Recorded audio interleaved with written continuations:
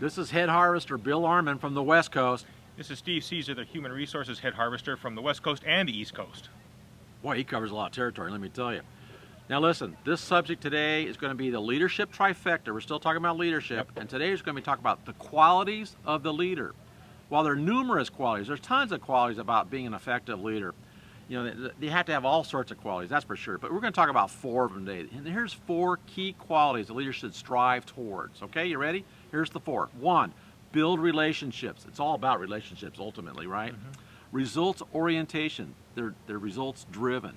Okay, and they're competent. There's a real level of competence and emotional connection. Let me talk a little bit about a couple of these first off. The research shows very clearly that to be an effective leader, there has to be a proper balance between having good people skills in terms of building relationships and being able to get the number by having strong results orientation.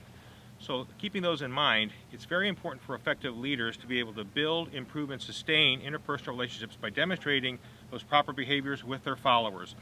So they've got to be able to be good people.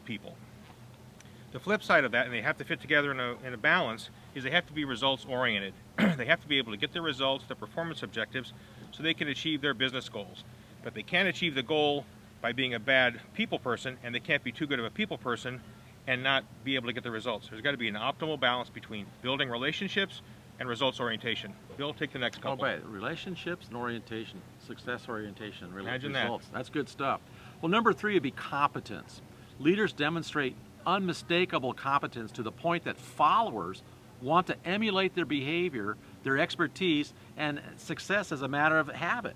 So they're going to be emulating their behavior, expertise, and success. Number 4 is emotional connection. This is really important, Harvester Steve. Don't you think? They all are, yeah. You bet. Emotional connection is key.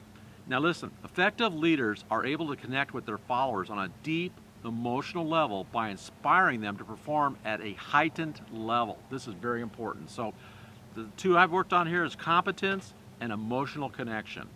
Let's talk about the rating scale in these 4 qualities.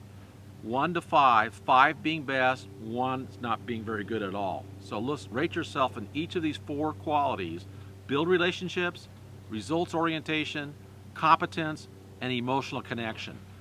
So rate yourself 1 to 5. Now ask yourselves, Where do you stand as a leader? I mean, for example, across those 4 different dimensions, if you have a total score below 8, maybe you're just an anchor, okay? You're kind of on the low end. If you're in the middle, you have a total cumulative score between 8 and 15 across those 4, you're a beginning leader. You have some potential, but you have to have an area of improvement. And then from there on, if you have a higher score of 16 to 20, you're actually leading it on. You're actually a role model and having a good skill set to become an effective leader in your organization. But most of all, focus on which areas you're strong on and work on those, but also the areas of weakness, give those some attention as well, and make sure you understand which areas need the most improvement. that's great. So that's good. That's it for this week. This is Head Harvester Bill Arman from the West Coast. And Head Harvester for Human Resources Steve Caesar from the East and West Coast. Now go out there and harvest your potential with great leadership.